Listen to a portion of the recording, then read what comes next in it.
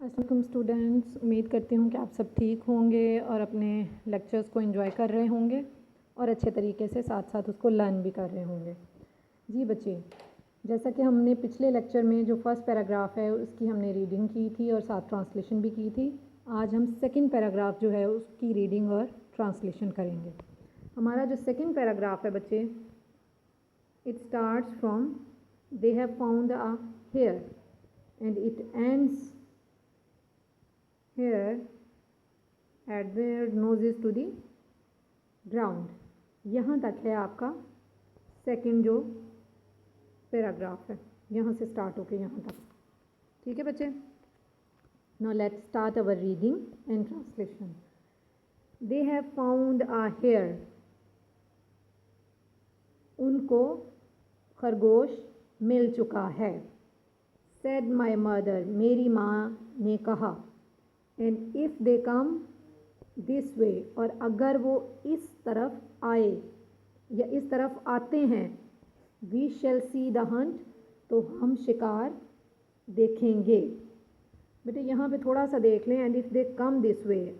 अब ये देखें, आपके पास प्रेजेंट इनडेफिनिट टेंस है, यहाँ पे दे है प्लूरल सब्जेक्ट और इसके साथ first form of verb I है, और आगे है शेल का वर्ड जो है ना, वो शेल का हेल्पिंग वर्ब यूज़ हो गया है। शेल आपको पता है फ्यूचर का है, होगा, होंगे, होगी, ठीक है, गागी गे जो है ना वो इसमें आता है। हैव फाउंड ये प्रेजेंट परफेक्ट टेंस है जिसमें चुका है, चुके हैं, चुका हूँ वगैरह जो है ना वो आता है। अच्छा बेटे यहाँ पे देखें, अब इस आइडेंटिफिकेशन के बाद इसको ट्रांसलेट करते हैं। They have found a hare, उनको एक मिल चुका है, उनको खरगोश मिल चुका है। And now said my mother, मेरी माँ ने कहा। And if they come this way, और अगर वो इस तरफ आते हैं, we shall see the hunt, तो हम शिकार देख सकेंगे। ठीक है बेटे, ये हो गया आपका पूरी लाइन का। मेरी माँ ने कहा कि उनको खरगोश मिल चुका है, एक खरगोश मिल चुका है, और अगर वो इस तरफ आते हैं तो हम शिकार देखेंगे।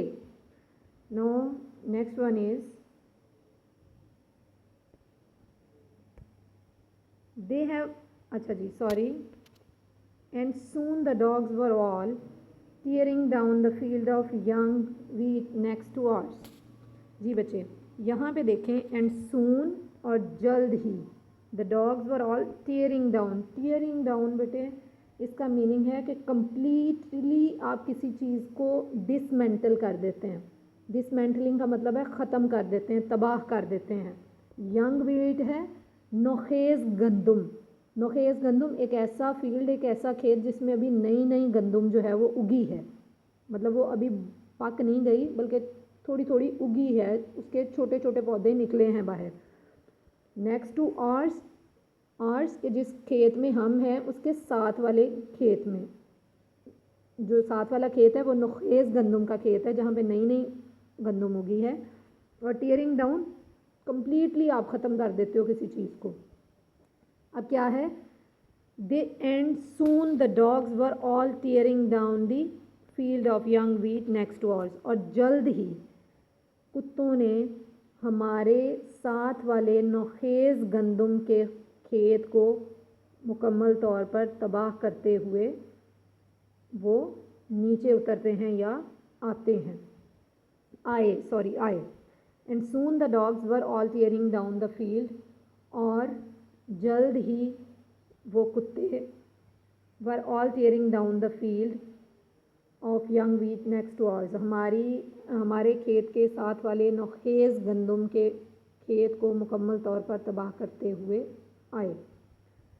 आई never heard a noise as they made, I never मैंने कभी नहीं, हर्ड सुना, सच अ नॉइस इस तरह का शोर, एज दे मेड जो उन्होंने किया। दे डिड नॉट बार्क वो भौंके नहीं, नॉर हाउल ना ही होंके, नॉर वाइन ना ही यो की, बट केप्ट ऑन यो यू ओ ऊ at the top of their voices, और मगर पूरी कुव्वत के साथ वो यो यू ओ ऊ यो ऊ की चीखें निकालते रहे या चीखते रहे, अपनी पूरी कुव्वत के साथ यो यू ओ ऊ यो ऊ की आवाज़ें निकालते रहे। देखिए बेटा, बार्किंग तो भौंकना है, हाउल और वाइन जो है ना ये ऑलमोस्ट करीब करीब हैं मीनिंग्स के एतबार से। हाउल जो है ये है कि बहुत ही ज़्यादा सैडनेस में जब कोई जानवर जो है ना वो बोलता है ना तो उसकी साउंड भौंकने की और होती है और हाउलिंग की और होती है, ठीक है। अब ये यहाँ पे जब सैडनेस में वो शोर करते हैं तो वो हाउल होता है, और वाइन जो है ना ये है कंप्लेनिंग साउंड है, उसकी शिकायत कर रहे होते हैं, जैसे कि जैसे उनको दर्द हो रहा है, जैसे उनको कुछ प्रॉब्लम है। तो ये जो साउंड्स हैं दोनों तीनों, जो बार्किंग की, हाउलिंग की और वाइन की साउंड है, ये तीनों डिफरेंट हैं। आप नेट से निकाल के काइंडली, अगर आपके पास फैसिलिटी है तो ये निकाल के देखिएगा।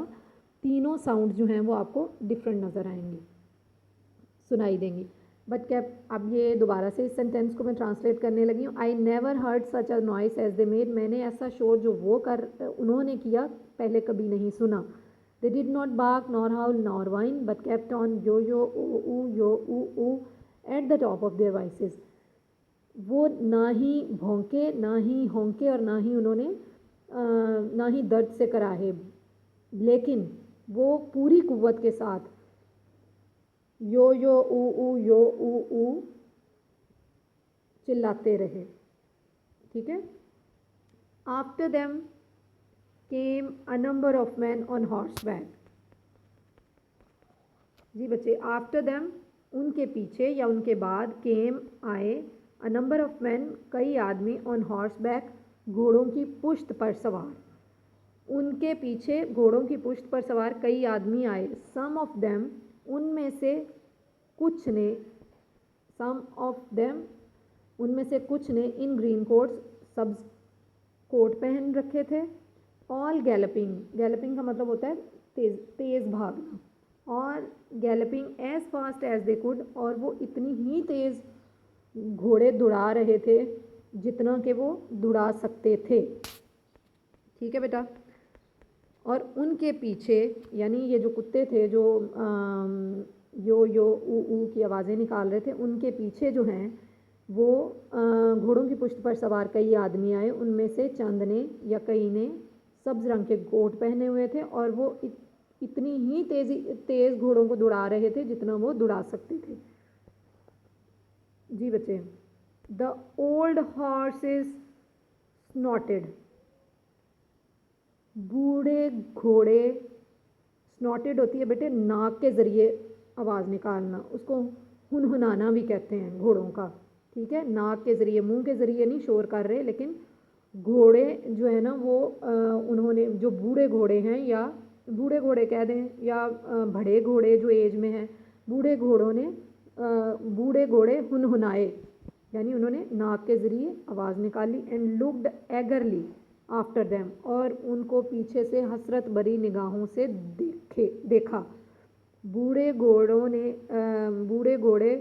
हुनहुनाए और उन्होंने उनको, आफ्टर देम यानी वो जो घोड़े भाग रहे थे, हंटिंग में हिस्सा ले रहे थे, जिन पे वो आदमी सवार थे, उनको पीछे से हसरत भरी निगाहों से देखा।